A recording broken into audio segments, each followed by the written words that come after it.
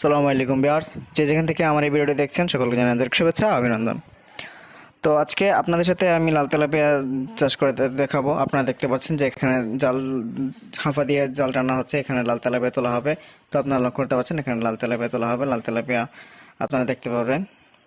তো দর্শক, আপনাদেরকে বলতে কি, যারা আমার চ্যানেল নতুন তারা আমার চ্যানেলটি সাবস্ক্রাইব করে আমাদের সাথে থাকবেন, ধন্যবাদ।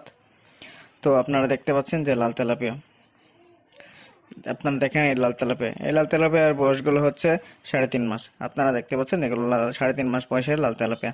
আমাদের পুকুরে হচ্ছে বয়স্ক লাল তেলাপিয়া রয়েছে, যেগুলো থেকে আমরা ডিম সংগ্রহ করি।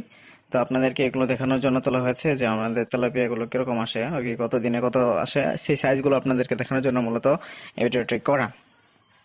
তো আপনারা দেখতে পাচ্ছেন যে এগুলো সাইজ 3-3.5 মাসে এই সাইজ এসেছে আমাদের এই মাছের।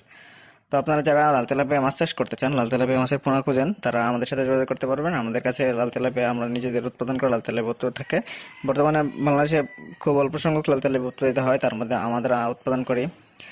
তো আমাদের পোনা এবারে সারা বছর পাওয়া যায় না, একটা নির্দিষ্ট সময় পাওয়া যায়, যখন আর কি তেলাপিয়া ডিম দেয়, তখন আর কি এই তেলাপিয়ার পোনা পাওয়া যায়।